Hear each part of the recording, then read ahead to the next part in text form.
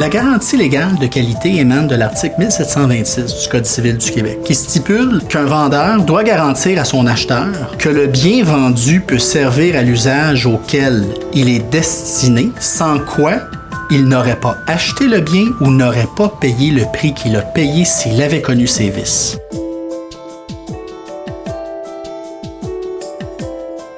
Le vice en question doit respecter 4 conditions. Premièrement, le vice doit être existant au moment de la vente. Deuxièmement, il doit être inconnu de l'acheteur. Troisièmement, il doit être grave et requiert un déficit d'usage. La dernière condition, c'est le vice doit être caché.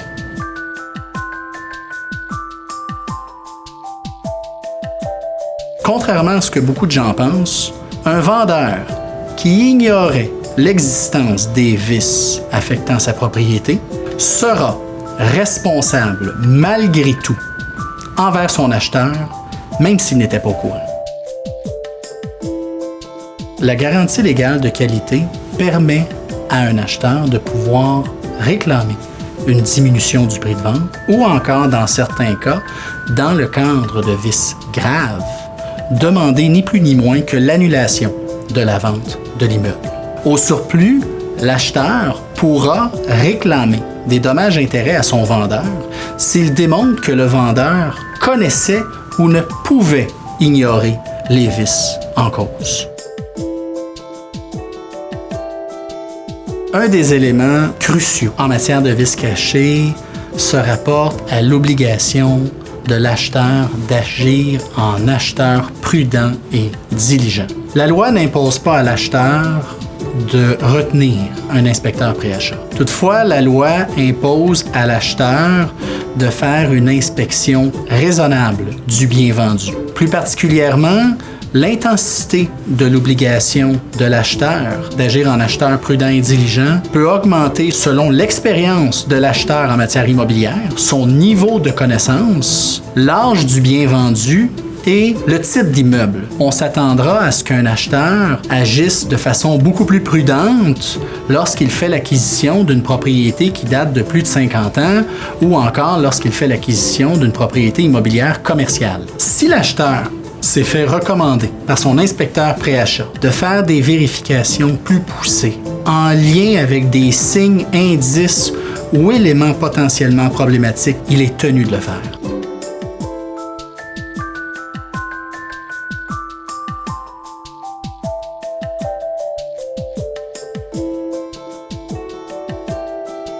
Il peut arriver que des vices apparents puissent constituer des vices cachés au sens de la loi, en raison de la conduite du vendeur qui a induit l'acheteur en erreur et qui lui a fait des fausses représentations. C'est ce qu'on appelle la notion de dol. Il faut être excessivement prudent avant d'en venir à la conclusion qu'il y a eu dol ou non.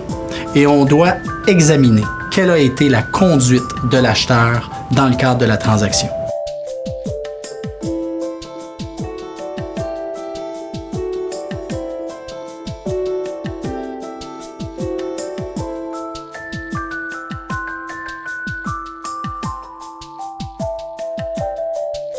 Dans un premier temps, les vices connus de l'acheteur ne sont pas couverts par la garantie légale de qualité, ni même les vices apparents. Également, les vices qui n'existaient pas au moment de la vente. Une simple non-conformité d'un bâtiment à l'égard d'une norme comme le Code national du bâtiment qui n'entraîne pas de problématiques en ce qui concerne l'utilisation de la propriété pour l'acheteur ne constituera pas en principe un vice caché couvert par la garantie légale de qualité. La garantie légale ne couvre pas le vieillissement normal et la vétusté d'une composante. La garantie légale ne constitue pas une garantie valeur à neuf. Il est très important de déterminer quel était l'âge de la composante affectée par le vice au moment de la vente et quelle est la durée de vie utile de la composante en question. Il est donc très important, dès le départ, de déterminer la valeur économique de votre réclamation en tenant compte de la dépréciation applicable et en déterminant, dès le départ,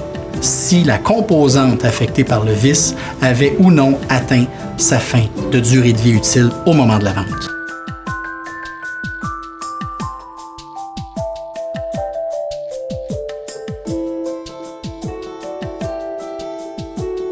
Le courtier immobilier, qui agit à titre de courtier dans le cadre d'une transaction, ne répond pas des obligations découlant de la garantie légale de qualité. C'est le vendeur qui répond de la garantie légale de qualité, à moins qu'il y ait exclusion de garantie. Toutefois, un courtier immobilier peut encourir sa responsabilité professionnelle s'il commet une faute. Pensons par exemple à la situation où le courtier immobilier était au courant de l'existence de vices avant la vente et qu'il a fait défaut d'en informer l'acheteur.